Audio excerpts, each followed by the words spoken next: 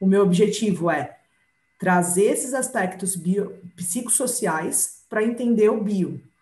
Então, para mim, ter formas de coletar melhor as informações, compreender os aspectos fisiológicos desses pacientes e biomecânicos, é basicamente aonde eu tenho me inserido e aonde eu tenho tentado compreender, porque, de fato, na literatura, relação de avaliações funcionais nos pacientes mais crônicos, são informações um pouco ainda pouco difundidas, né?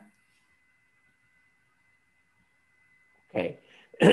Me conta um pouquinho melhor como é que tu juntas esses aspectos psicossociais à biomecânica. Como é que tu fazes esta ponte? Interessante isso.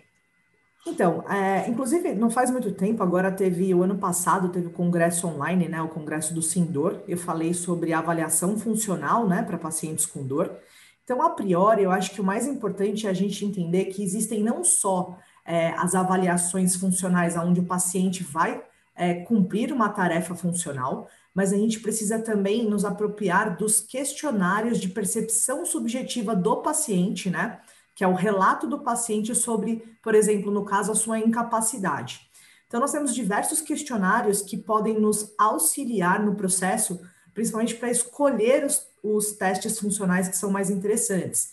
Então, por exemplo, a gente tem, vamos falar para facilitar, tem alguns questionários de funcionalidade, por exemplo, de osteoartrite do joelho, tem questionários sobre instabilidade de joelho, tem questionários sobre incapacidade relacionados à dor lombar, e esses questionários nos trazem informações importantes de, por exemplo, quais são os movimentos que o paciente tem menos capacidade de performar, né, nas suas atividades diárias, e também os que ele tem mais receio de executar no seu dia a dia, né? Inclusive, a gente também tem questionários que são relacionados que a gente chama de catastrofização do paciente, né? Que são alguns aspectos psicossociais muito relevantes, assim como a cinesiofobia. Nós também temos um outro questionário só de cinesiofobia, que é o questionário TAMPA, e ele nos traz informações de como o paciente se relaciona em relação ao medo do movimento.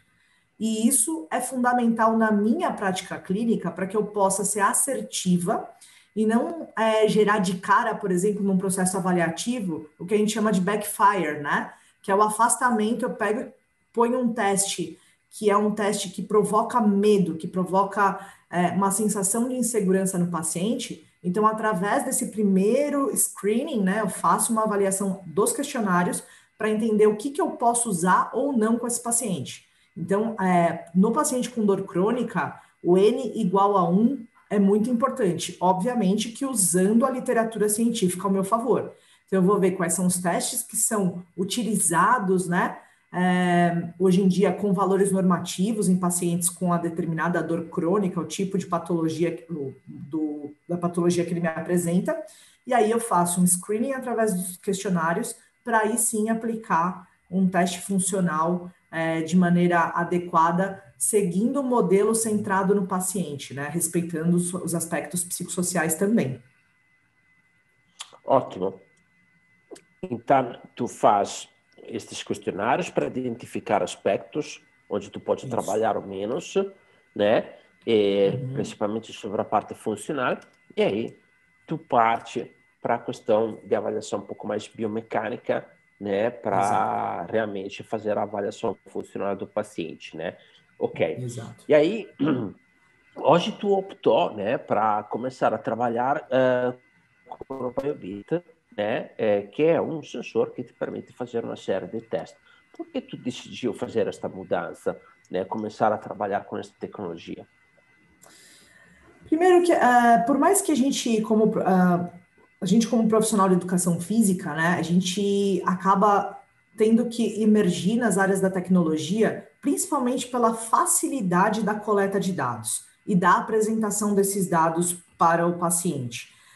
O BioBit tem uma coisa muito interessante, porque ele já traz os valores normativos, né, desses pacientes, por idade. Então, imagina que a gente, né, o professor de educação física, a gente tem que entender que quando eu vou escolher um teste, eu preciso de valores normativos, eu preciso saber aonde esse paciente se enquadra, e isso requer uma busca na literatura muito ampla, né? Que já vem pronto pelo Biobeat, e isso é um facilitador tremendo nesse processo. Então, eu não preciso, eu faço o teste, ele já me dá ali em qual nível esse paciente se enquadra e me garante um tempo enorme para que eu possa fazer outras coisas.